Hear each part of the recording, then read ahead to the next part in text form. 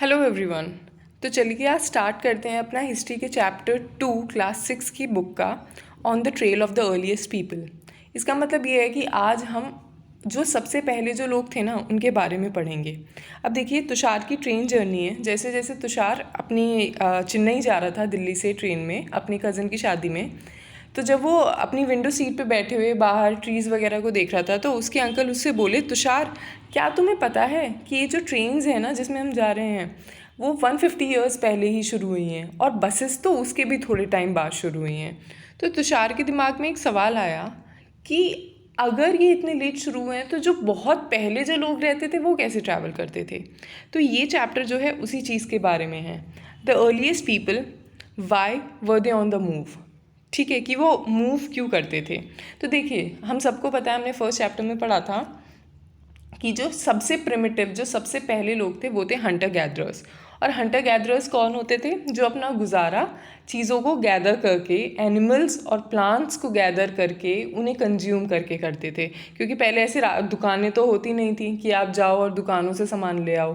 पहले तो आपको अपना काम खुद ही करना होता था। ठीक है, तो hunter gatherers they used to collect plants, animals, they used to hunt animals, तभी उन्हें हंटर गैदरर्स कहा गया है। ठीक है, generally they hunted wild animals, caught fish and bird, gathered fruits, roots, nuts, seeds, leaves, stalk and eggs। ठीक है, अब देखिए इनमें से कोई भी चीज़ अगर आप सोचें कि ईजी थी तो ये ईजी नहीं थी, क्योंकि हमें पता है कि एनिमल्स भागते हैं तो हम उन्हें उनका पीछा भी करना था। और प्लांट्स में क्या होता है कि हर प्लांट एडिबल नहीं होता। एडिबल मतलब EDIBLE मतलब खाने योग्य नहीं होता है। ठीक है, तो ये भी डिफ्रेंशिएट करना है कि ये प्लांट खाने योग्य है, इसके फ्रूट्स खाने योग्य हैं या नहीं। और प्लांट का हर पार्ट भी नहीं खाना होता है। ठीक है, तो ये भी उन्हें डिफ्रेंशिएट करना होता था। तो this was not an easy work. अब ये कह रहा है कि देखो 4 रीज़न हो सकते हैं कि हंटर गैदरर जो है एक प्लेस से दूसरी प्लेस ट्रैवल क्यों करते थे। सबसे पहला रीज़न ये हो सकता है कि जब वो किसी टाइम पे बहुत समय तक रहते हों तो उसके बाद वहाँ पे जो रिसोर्सेज हैं, खाने पीने की रिसोर्सेज हैं, वो ख़त्म होती जाती हों।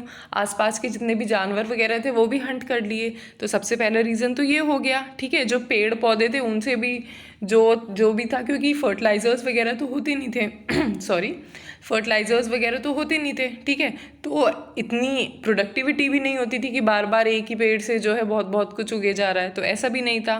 ठीक है, second, animals move from place to place either in search of small prey. अब देखिए क्या होता था कि आपके जो ये एनिमल्स हंट करते थे ये एक जगह तो टिकते हैं नहीं एनिमल्स। ठीक है, तो इन एनिमल्स के पीछे पीछे पीछे पीछे इन्हें हंट कर इनकी खोज में सेकंड रीज़न ये हो सकता है कि ये लोग मूव करते थे। थर्ड ये हो सकता है कि ऐसा होता है जो आपके प्लांट्स होते हैं ना ये अलग अलग सीज़न में अलग अलग तरह के वो बियर करते हैं। ठीक है, अलग अलग तरीके के फ्रूट बियर करते हैं। इन पे अलग अलग वो मतलब एक पेड़ पे तो एक ही तरीके का सेब के पेड़ पे सेब ही आता है। ठीक है, लेकिन वो एक स्पेसिफिक सीज़न में आता है, वो ठंड में आता है। तो जब दूसरा सीज़न जब गर्मी आई तो फिर सेब आना बंद हो गया। ठीक है, ऐसे ही वहाँ की मॉर्फोलॉजी के हिसाब से एक सीज़न में तो आ रहा है फिर नहीं आ रहा, तो खाना तो चाहिए। ठीक है, तो उसके लिए मूव करते होंगे खाने के लिए। और चौथा ये हो सकता है कि देखिए चाहे हम हो ह्यूमन्स हों चाहे एनिमल्स हों, हम लोगों को क्या चाहिए होता है, हम लोग को पानी बहुत ज़रूरत होती है। तो डिपेंडिंग अपॉन कि आप कहाँ रह रहे हो, सपोज़ करिए कि आप किसी ऐसे इलाके में रह रहे हो जहाँ सूखा बहुत पड़ता है। ठीक है, वहाँ पे नदियाँ सूख गई, वहाँ पे सीजनल है नदियाँ। देखिए नदियाँ 2 तरह की होती हैं, सीजनल और पेरिनियल। पेरिनियल वो होती हैं जो पूरा टाइम बहती हैं। ठीक है, उनमें हमेशा पानी मिलेगा। लेकिन सीजनल वो होती हैं जो एक पर्टिकुलर सीज़न में ही जिनमें पानी आता है। जैसे सपोज़ करिए मोस्टली रेनी सीज़न में ही उनमें पानी आता है। ठीक है, तो अब सपोज़ करिए जो लोग ये सीजनल रिवर्स के अराउंड सिचुएटेड थे उन्हें तो जब गर्मियाँ पड़ती थी तब सूखा पड़ गया, अब पानी है नहीं, तो इस वजह से उन्हें मूव करना पड़ता था। ठीक है, तो ये 4 प्रोबेबल रीज़न है जो हिस्टोरियंस सोचते हैं कि इस वजह से हो सकता है कि इन लोगों को मूव करना पड़ता हो। ठीक है, how do we know about these people. अब हमें इन लोग के बारे में कैसे पता। हमने पिछले चैप्टर में पढ़ा था कि आर्कोलॉजिस्ट क्या होते हैं।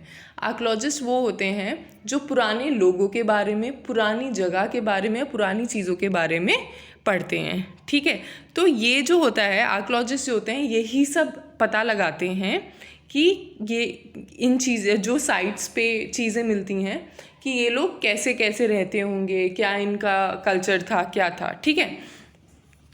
Archaeologists have found some of the things hunter-gatherers made and used. It is likely that people made and used tools of stone, wood and bone, of which stone tools have survived best. देखिए, अगर आपसे पूछा जाए कि Hunter gatherers के जो tools थे वो किन किन चीज़ों के बने थे, तो सबसे पहले आप बोलेंगे स्टोन, फिर आप बोलेंगे बोन, फिर आप बोलेंगे वुड, ठीक है। बहुत ईजी है याद रखना, ठीक है। और उसमें से भी जो स्टोन के टूल्स हैं ना, दे हैव सर्वाइव्ड बेस्ट, क्योंकि स्टोन जो है वो सबसे हार्ड होता है। अब बोन भी टूट जाती है और वुड तो आपको पता है पेरिशेबल होती ही है, ठीक है। ये सब देखिए, ये सब जो है स्टोन टूल्स मिले हैं जो वेरियस साइट से, ठीक है। Some of the stone tools were use to cut meat and bone, scrape bark, okay, and hides animal skin, chop fruits and roots. देखिए, जो आजकल ये काम चक्कू और दनाती वगैरह करते हैं ना, उस टाइम पे ये काम सब किससे लिया जाता था? स्टोन से लिया जाता था। और अगर आपको पता हो कि पहले माचिस वगैरह नहीं होती थी, और एक साइट है वहाँ से ये पता चला है, वहाँ पे एशेस मिली हैं, तो वहाँ से ये पता चला है कि हो सकता है ये लोग जानते हों कि आग मतलब कैसे लगाई जाती थी, ठीक है। तो उस टाइम पे आग कैसे लगाई जाती होगी? It was through heat created by rubbing one stone on the other, ठीक है। तो ये आपके स्टोन का यूज़ हो गया, ठीक है। Choosing a place to live in. अब देखिए, ये लोग रहते कहाँ थे? अब हम आते हैं, अभी हमने बात करी कि ये लोग खाते क्या थे, ठीक है। अब हम बात कर रहे हैं कि ये लोग रहते कहाँ थे। तो ये आप मैप देखिए, ये सब सारी साइट्स हैं, ठीक है। पेलियोथिलिक साइट है, नियोथिलिक, मेगालिथिक, ठीक है। अभी इनके बारे में पढ़ेंगे हम, अभी हम बस ओवरव्यू देख रहे हैं, ठीक है। All the places marked with the red triangle are sites from which archaeologists have found evidence of hunter-gatherers. देखिए, ये ब्लैक एंड वाइट है, बट मैं फिर भी बता देती हूँ इसमें आपको कि जो रेड साइट्स हैं, देखिए जो रेड साइट है ना, वो सबसे पुरानी वाली साइट्स हैं, हम याद रखेंगे जो रेड साइट, और सबसे पुरानी वाली को हम कहते हैं पेलियोलिथिक, ठीक है। तो सबसे पहले देखिए मध्य प्रदेश में ये भीमबितका, ठीक है, सबसे पहली हमारी भीमबितका। सेकंड यहाँ पे कर्नाटका में हुंसगी, और थर्ड कुरनूल केव्स, ओके। तो ये सारी जो साइट्स हैं ये हैं हमारी पेलियोलिथिक साइट, जो कि रेड से मार्क्ड है हमारी बुक में, ओके। तो ठीक है, अब हम चलते हैं। ओनली सम, और ये सारी साइट्स को कवर नहीं कर रहा है, ये थोड़ी सी ही साइट्स हैं, ठीक है। और ये मोस्टली जितने भी साइट्स हैं ना, they are located near the source of water, because water is important to live, okay, ठीक है। As stone tools were important, people tried to find places where good quality stone was easily available. अब देखिए, good quality stone इसलिए चाहिए था क्योंकि हमें tools बनाने थे, ठीक है। और देखिए, जहाँ पे ये stone से tools बनते हैं ना, उनको कहते हैं factory sites। और जहाँ पे जिन फैक्ट्री साइट पे लोग रहते भी थे, उसे कहते हैं हैबिटेशन कम फैक्ट्री साइट्स, ठीक है, हैबिटेशन कम फैक्ट्री साइट्स। और यहाँ पे ये है आपकी फैक्ट्री साइट्स, ठीक है। तो फैक्ट्री साइट क्या हुई? जहाँ पे स्टोन मिलते थे और बनते थे, ठीक है। और जहाँ पे स्टोन मिलते थे, जहाँ स्टोन मिलते थे और टूल्स बनते थे और लोग रहते भी थे, उसे हम कहते हैं हैबिटेशन कम फैक्ट्री साइट। अब हमें कैसे पता है कि फैक्ट्री साइट थी या हैबिटेशन कम फैक्ट्री साइट थी? क्योंकि यहाँ पे से टूल्स डिस्कवर हुए हैं, तो ये माना जाता है कि ये हैबिटेशन कम फैक्ट्री साइट्स थी या ये फैक्ट्री साइट्स थी, डिपेंडिंग। अब भीमबितका के बारे में देखते हैं। भीमबितका भी हमने देखा था मध्य प्रदेश में था, ठीक है। Some site known as habitation site. Habitation का मतलब क्या होता है? जहाँ, जैसे सपोज करिए मैं कहूँ that this area is habitated by tiger animals, ठीक है। So this means that animals live at that site, okay. The same way these include cave and rock shelter such as one shown here. ये देखिए, ये भीमबितका की site है और ये natural site है। क्यों? क्योंकि इसे बनाने की ज़रूरत नहीं पड़ी थी, ये ऑलरेडी बनी हुई थी। जैसे अब आप होम्स बनाते हैं, आप घर बनाते हैं, ठीक है, ये नेचुरली ही कार्व थी, ओके। सो और ये प्लेस कौन सी है? ये भीमबितका है, okay. Now sites, what are sites? Sites are places where the remains of thing, tools, pots, buildings are found. If the question comes what are site, then site are places where the remains of things, tools, pots and buildings are found. Now how are stone tools made? Stone से जो tools हैं वो कैसे बनते हैं? सबसे पहले तो कैसे बनते हैं, आप 2 स्टोन्स लो, ठीक है, और एक स्टोन से दूसरे स्टोन पे हिट करो उस डायरेक्शन में जो आप शेप देना चाह रहे हो, ठीक है। एक तरीका तो ये है, इस तरीके को हम कहते हैं स्टोन ऑन स्टोन, ठीक है। अब दूसरा है pressure flaking. Here the core was placed on a film structure, मतलब कि जो स्टोन का नीचे का हिस्सा है हम उसे एक फिल्म से स्ट्रक्चर पे रख देते हैं, ठीक है।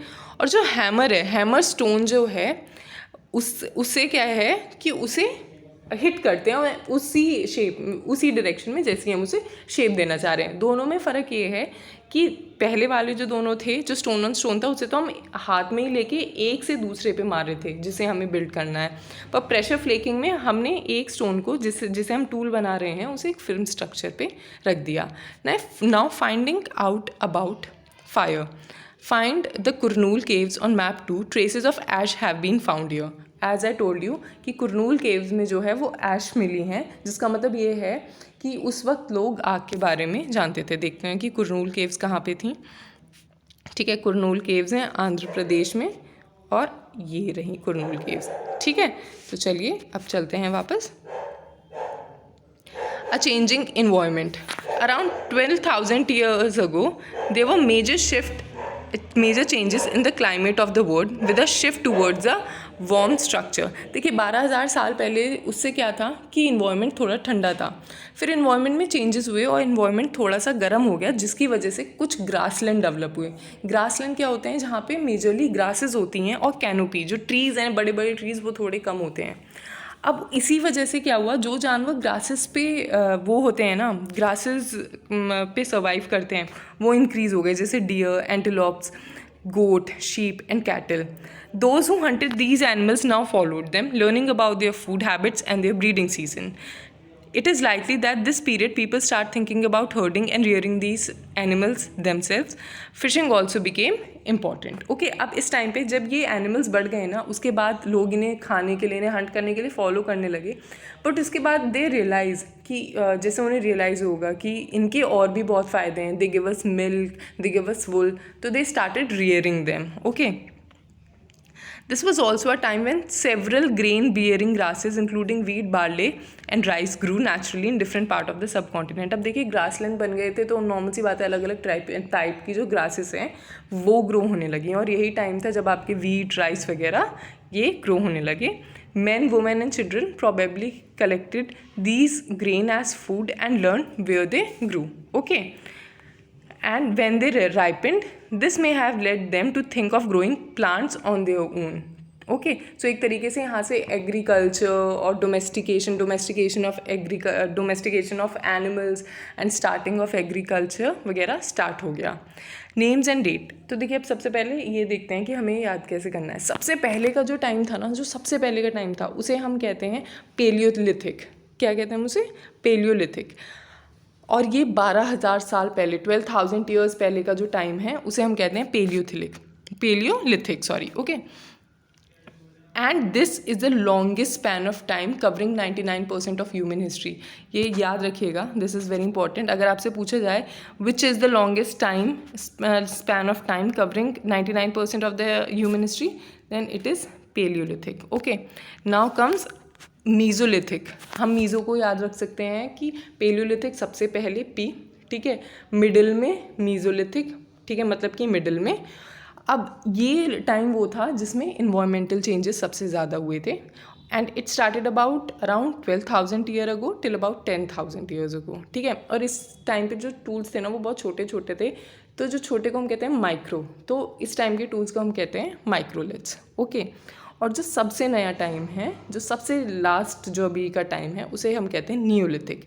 ये जो स्टेज है ये स्टार्ट हुई थी 10,000 ईयर्स अगो, ठीक है। So this means Neolithic.